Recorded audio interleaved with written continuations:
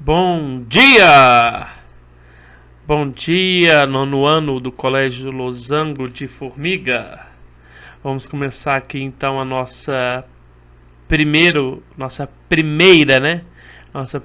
videoaula, né? Lembrando que nós não estamos no tempo de férias, mas nós estamos no tempo de quarentena, né? É tempo de ficar em casa, é tempo de cuidar da sua saúde, da saúde dos seus, né? Dos seus familiares, dos seus amigos.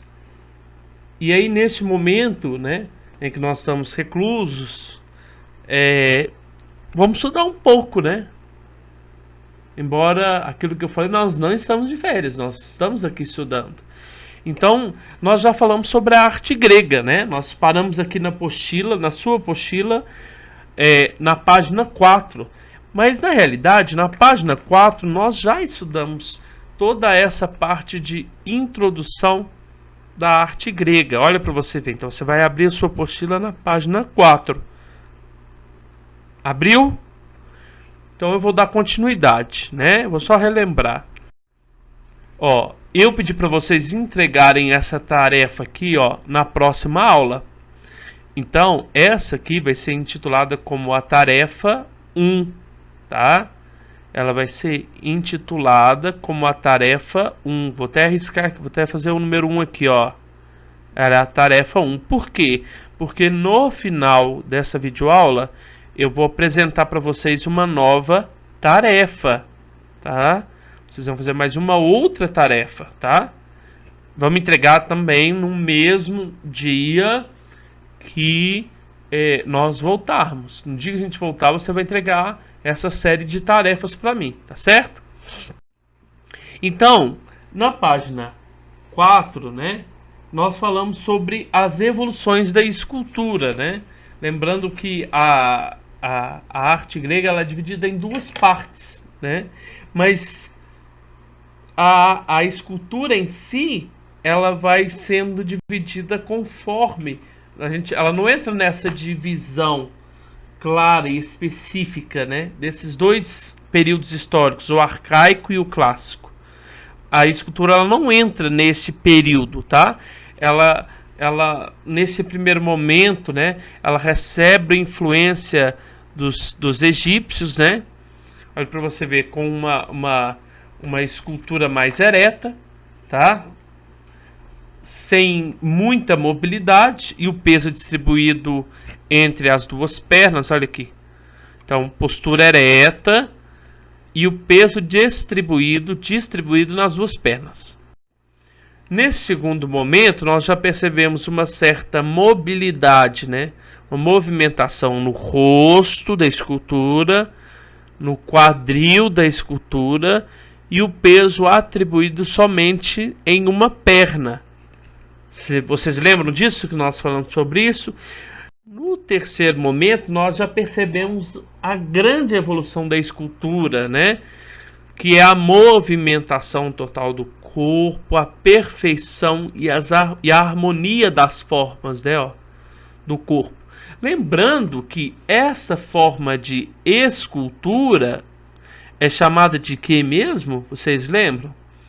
Essa forma de escultura é chamada de couros. O que significa? Estou tentando escrever aqui. O que significa couros? Representa os homens jovens, tá? Então o ideal de beleza estava no corpo masculino, né? Nós temos outro exemplo aqui de escultura, né? Da representação da evolução da escultura. E aí, para a gente finalizar essa parte da escultura, que logicamente ela vai ter uma outra evolução no período helenístico, né? Nós vamos começar a falar sobre. Aí você vai lá na sua apostila, na página 5. Nós já falamos também sobre as divisões dos povos gregos, né? As formas como os povos gregos construíam os seus templos, né? Então, nós percebemos essa divisão dos povos gregos através do capitel. O que é capitel? É essa parte aqui, ó. essa estrutura acima das colunas, tá? Que fica acima, a parte de cima das colunas gregas. E aonde ficam essas colunas? Essas colunas ficam nos templos gregos, tá? Mas a pergunta é: para que serve um templo grego? Para que serve um templo? Na nossa época, o templo serve para você rezar, para você ir na igreja. Hoje, os templos gregos não servem mais para essa especificidade de rezar, né? O templo, para os gregos, né, era construído, né, era arquitetado, era edificado para guardar, olha lá para você ver, para guardar as esculturas. Olha lá, na sua página 5, a arquitetura. As construções que se destacaram da arquitetura grega são os templos. Hoje em dia, os templos são construídos para reunir dentro dele pessoas em seus cultos religiosos. Por isso que você vai na igreja, né, chamado templo.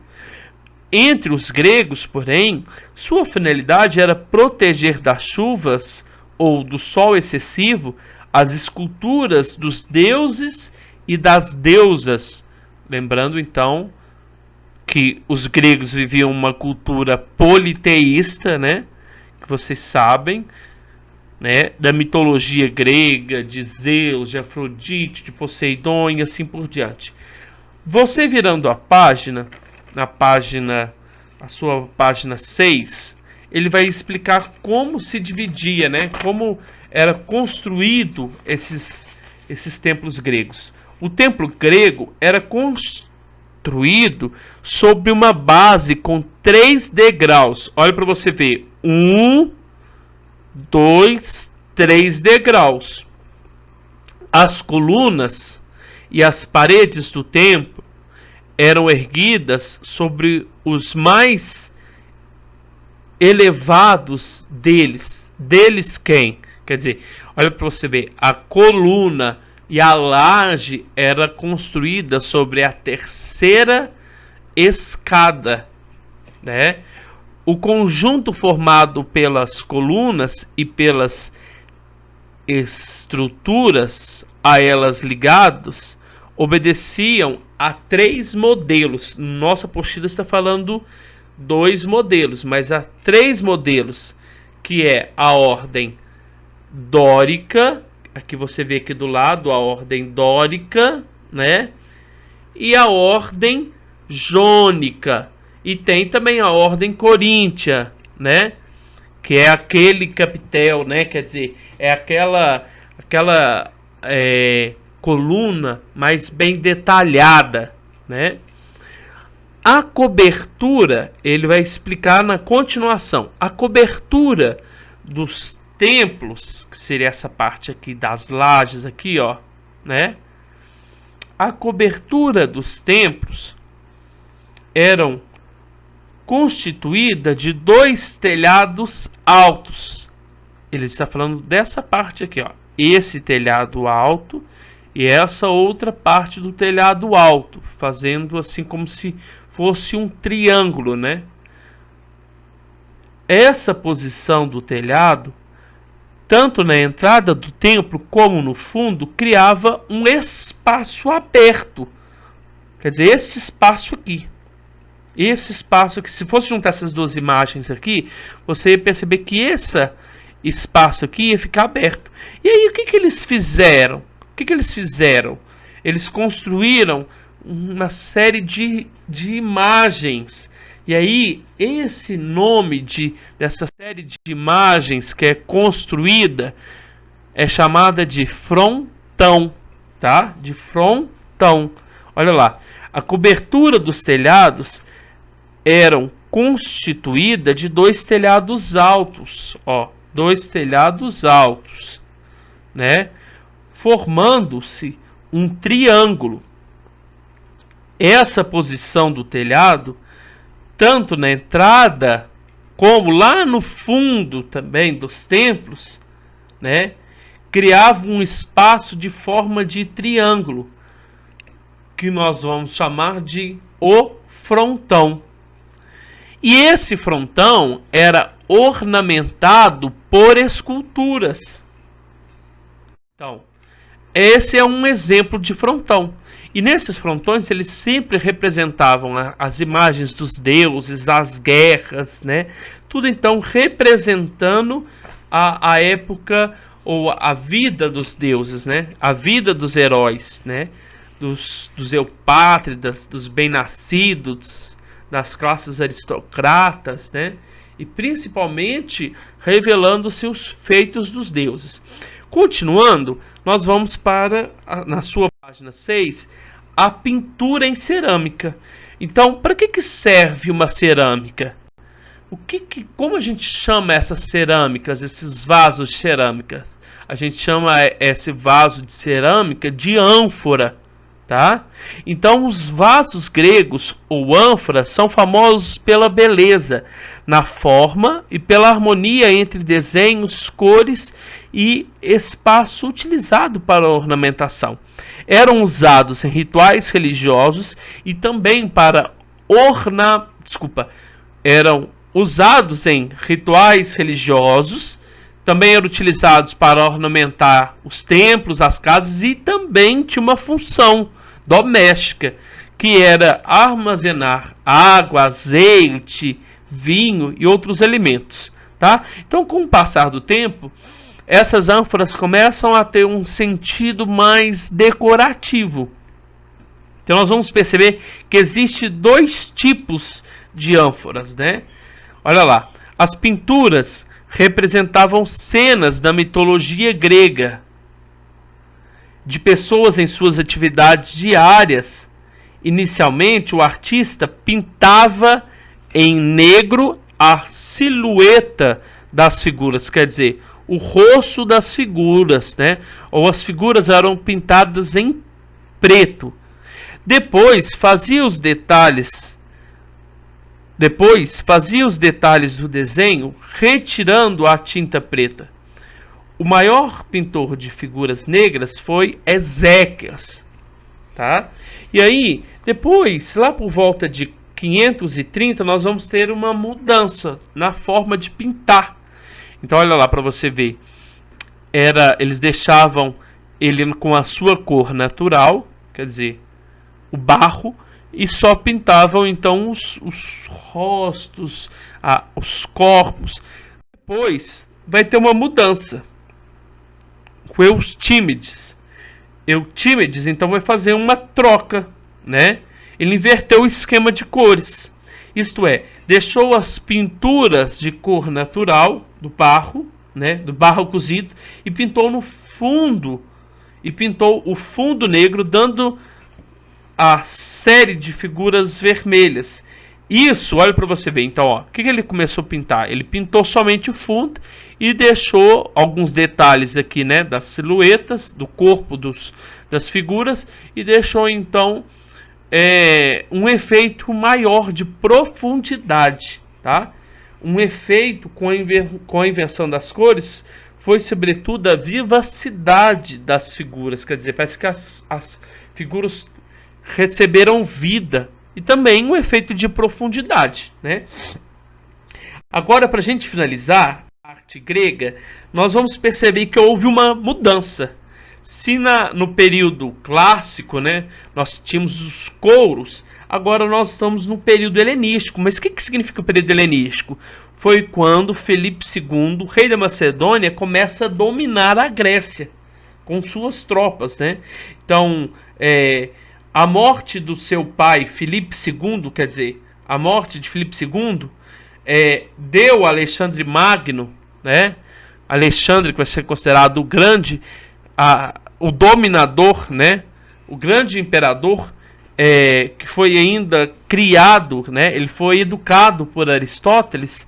Então, esse Alexandre, né, filho de Filipe, na morte do seu pai, ele vai suceder Filipe II. Então Alexandre vai dominar. Ele dominava só uma parte da Europa ali, quer dizer, do Império Macedônico. Só que agora ele vai dominar toda a Grécia. E quando ele começa a dominar a Grécia, Roma, tanto o Oriente, olha lá, conquistou a Pérsia o Egito, Roma, quer dizer, ele começa a dominar tanto o Oriente, tanto o Ocidente, que ele vai impor para todas essas culturas que ele dominou o grego, quer dizer, o helenismo. Então, a partir de agora, todo mundo tem que falar grego, né? Olha para você ver.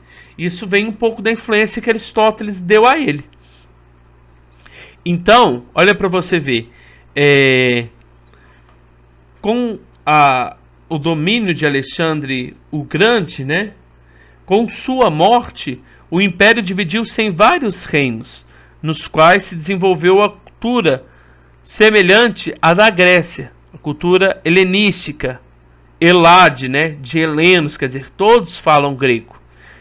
A escultura dessa época apresenta características bem diferentes dos períodos anteriores. Uma delas é a tendência de expressar, sob forma humana, ideias e sentimentos como paz, amor, liberdade, vitória, etc.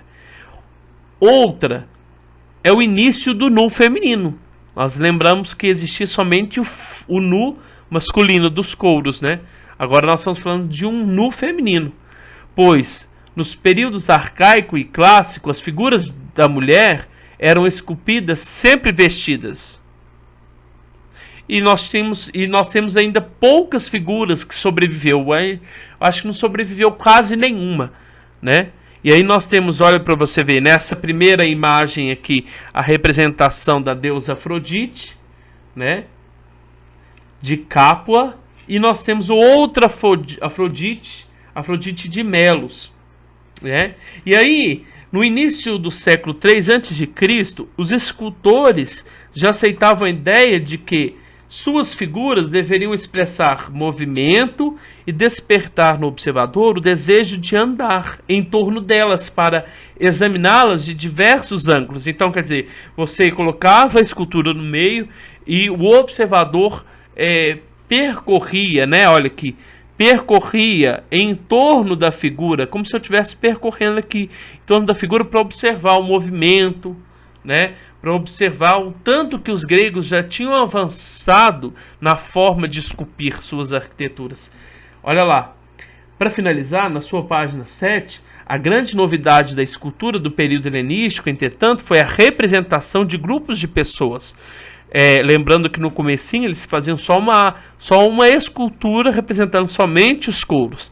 Agora não, eles conseguem representar mais pessoas numa escultura só, em vez de apenas uma figura. Todo o conjunto deveria dar a impressão de movimento e permitir a observação de todos os ângulos, né? Para finalizar, nós vamos ter que encontrar o soldado Gálata e a sua mulher, né? A cena representa o movimento, a cena representa o momento em que o soldado grego, né, mata a mulher. Olha, está falando de uma escultura em conjunto, não uma escultura unitária, com uma pessoa só. Mata a mulher para não entregá-la ao inimigo e se prepara para o suicídio. A dramaticidade é obtida pelos contrastes. A vida e a morte, o homem e a mulher, o nu ali do soldado e a mulher vestida, a força e a debilidade. Então essa é um pouco da arte romana, né? Nós percebemos que houve uma evolução da arte romana nas esculturas, né? Pouca mobilidade, depois uma grande mobilidade, isso somente nos couros. Depois nós vemos os templos gregos, depois nós percebemos a função desses templos gregos, nós percebemos como os gregos faziam os seus templos, né? Representação dórica, jônica, coríntia. Nós percebemos as ânforas também, elas refletem um jeito diferente de produzir arte, né? Usando as tintas. E depois, no último passo, né? Depois da cultura helenística, nós vamos perceber então a evolução das esculturas, trazendo agora o no feminino. E depois, no finalzinho ali, nós vamos perceber essa arquitetura em conjunto. E para finalizar, então, eu quero que você faça a tarefa 2 da arte grega, que também é para me entregar na próxima aula. Folha separada com o nome, copiar as perguntas e responder, entregar para o professor. Tudo na próxima aula, numa folha separada. Primeira pergunta. No período helenístico, esculpia-se a mulher, ou melhor, figuras femininas. Explique o porquê. 2. Explique sobre as duas formas de esculpir um vaso grego. Explique as duas formas de esculpir o vaso grego. 3. Na realidade é esculpir, na realidade é de pintar, né, o vaso grego. 3. O que é um frontão num templo grego?